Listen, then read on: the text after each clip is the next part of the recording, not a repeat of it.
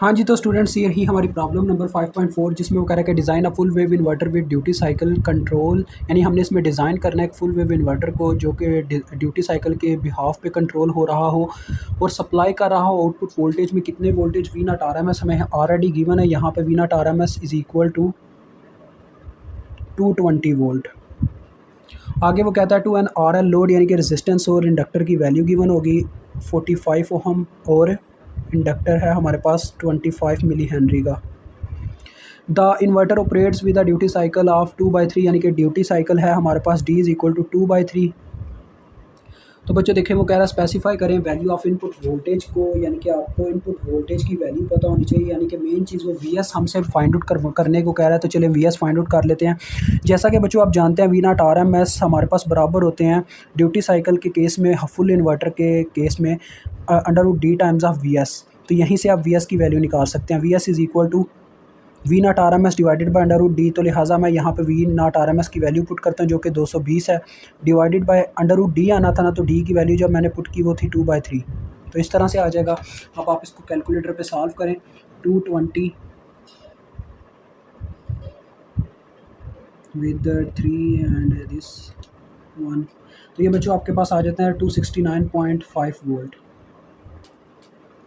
अब ये VS आपको मिल चुका है, तो एज उसकी तरफ मूव करता हूँ मैं।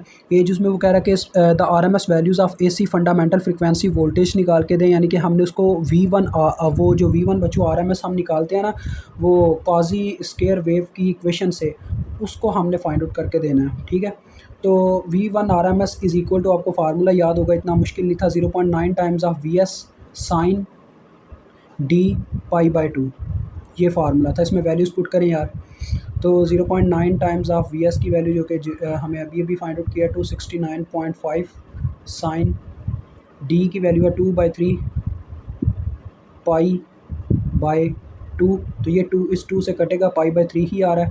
और ये शायद आगे फाइंड आउट तो इस तरह का किया था कुछ, चलें यार ये फिर कर लेते हैं 269.5 and multiply with sine π/2, sorry π/3 रह गया हुआ है। तो ये बच्चों आते हैं 210 वोल्ट। ठीक है जी। अब हम मालूम करेंगे इसकी बीज यूज़ को। बीज यूज़ में वो हमसे कह रहा है कि मुझे ना टोटल हार्मोनिक डिस्टॉर्शन चाहिए। बच्चों ये वो VH हार्मोनिक ही मुझसे पूछना चाह रहा है, आप आउटपुट वोल्टेज। ठीक है, चीज़ वही है, बस आपको थोड़ा भटकाया गया हुआ है, यानी कि पागल बना रहा है, बाकी कोई नहीं। अगर वो हमको पागल बना सकता है, हम उसको पागल नहीं बना सकते। तो चले यहाँ बनाते हैं जी। VH RMS हमने असल में यहाँ पे फाइंड आउट करने हैं, यानी कि आपको याद होगा VH यानी कि हार्मोनिक वोल्टेज डिस्टॉर्शन इन RMS वैल्यू। ठीक है, जो कि आपको पता है, मैंने बताया था, जैसे आपको रिपल वोल्टेज का फार्मूला था वही यहाँ पे होता है, V नॉट RMS का स्केयर माइनस V1 RMS का स्केयर, ये इसका फार्मूला होता है। तो इसको अप्लाई करके देखें, इसमें वैल्यूज़ आपने पुट कर ली है डायरेक्ट कैलकुलेटर पे ही, मैं यहाँ पे अब आपको पुट करके नहीं दिखा रहा।